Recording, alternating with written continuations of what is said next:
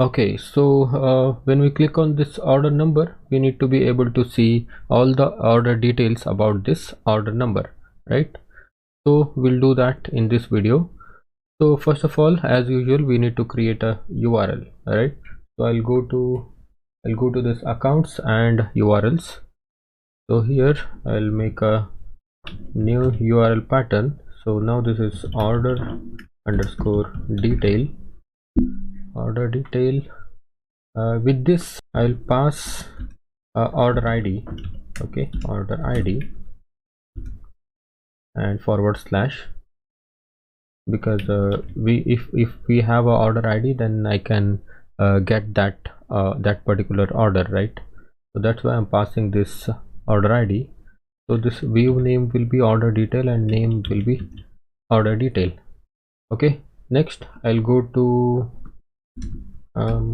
create a new function order detail, and with the request comma order ID.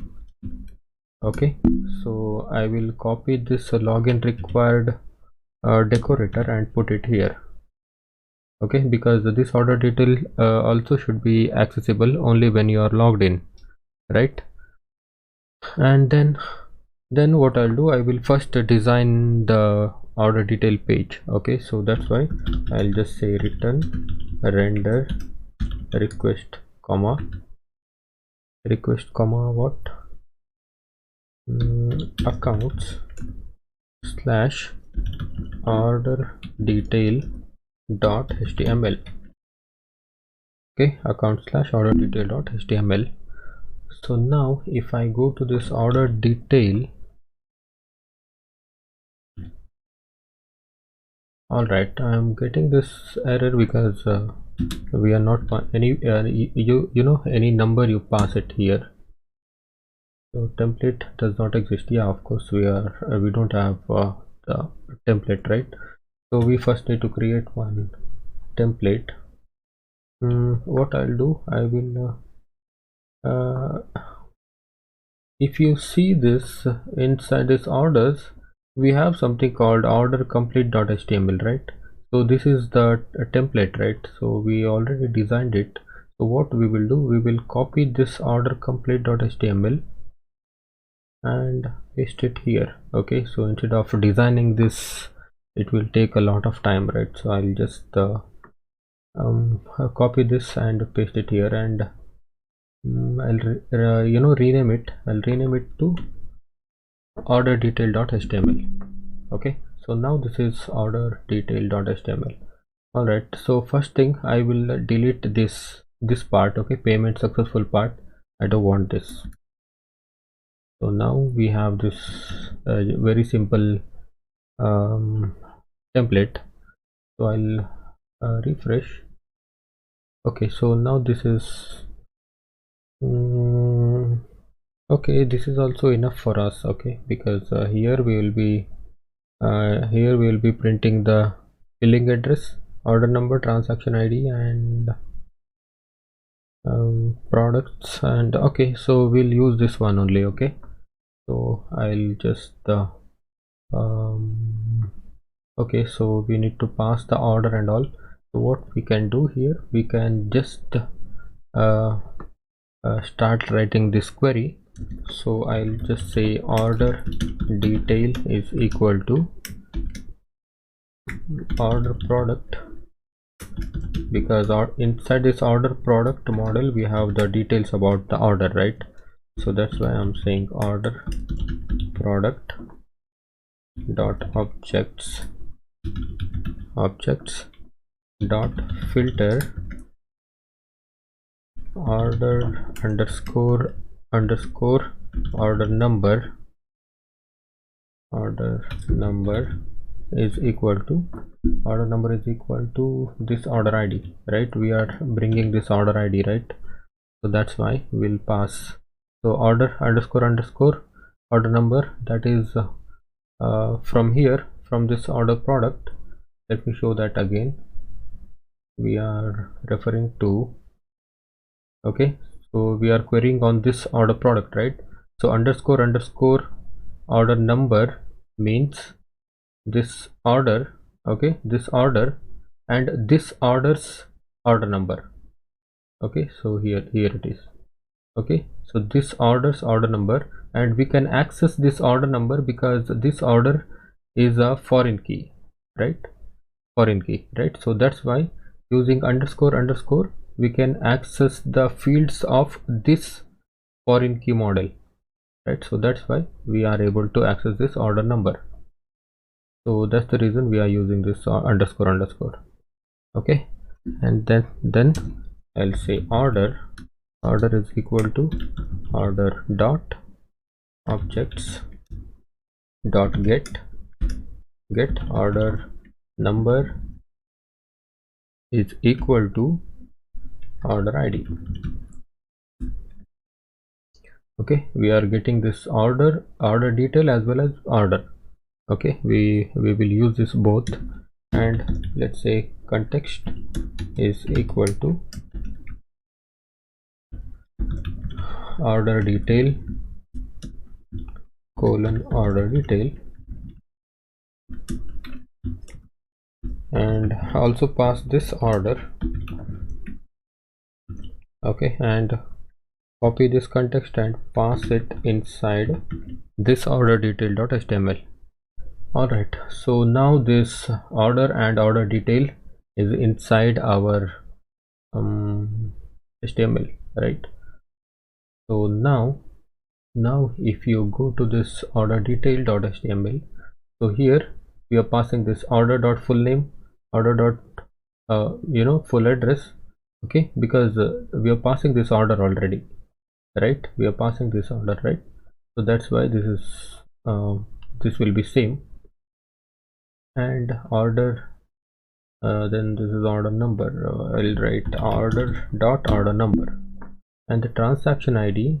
So we actually have the transaction ID inside this order detail. Okay, order detail dot payment, right? Order detail dot payment dot payment ID. Okay, order detail dot payment ID. So this will print the transaction ID, and this is order or created date, and this is payment status. Okay, so now we can access this status using this one, order detail dot payment dot status. Okay, and all right, so now this is order products. So this will be order detail for item in order detail, item dot product name. So let's see if this is working properly. So what I'll do, I will just copy this ID. Okay, copy this ID and I'll pass it here. Okay, order product is not defined. All right, so this happens every time. I'll go and fix this and say order product,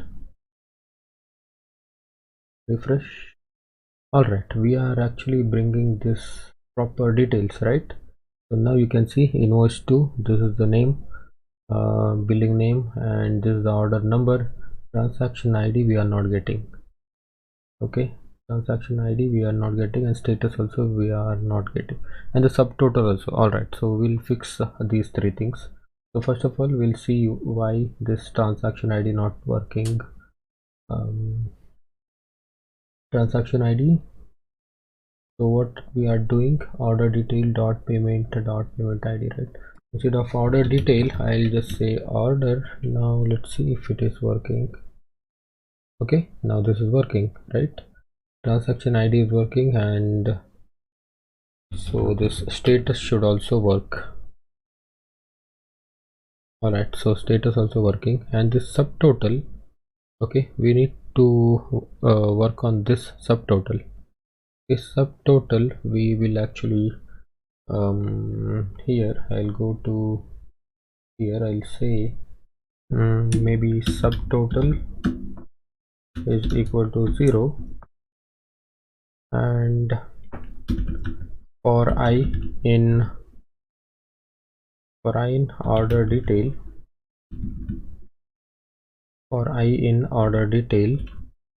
and subtotal plus equals i dot product price into I dot quantity.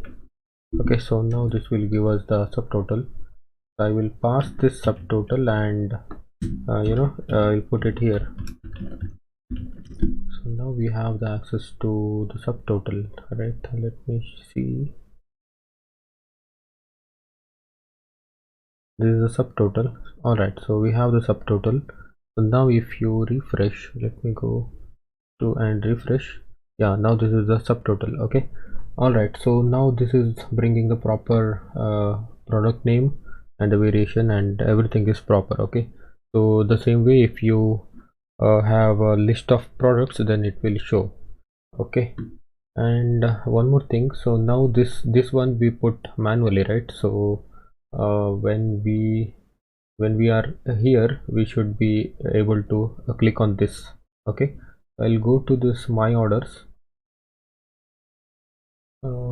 templates, accounts, and my orders. Yeah, my orders it here. Where is it? So this is the order number, right? So when we click on this order number, we should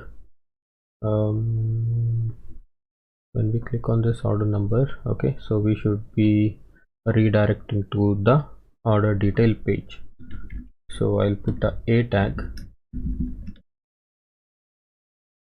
and wrap it with this a tag, and now I will redirect the I'll send the user to order detail view with the order number. Okay, with this order number, I'll copy and paste it.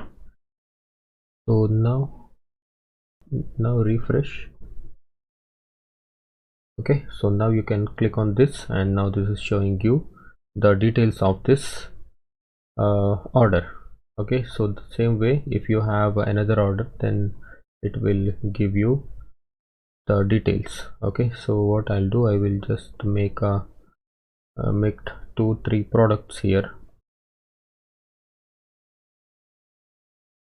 Check out.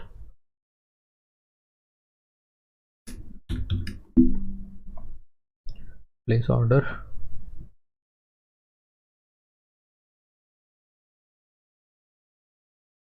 All right, I'll pay now.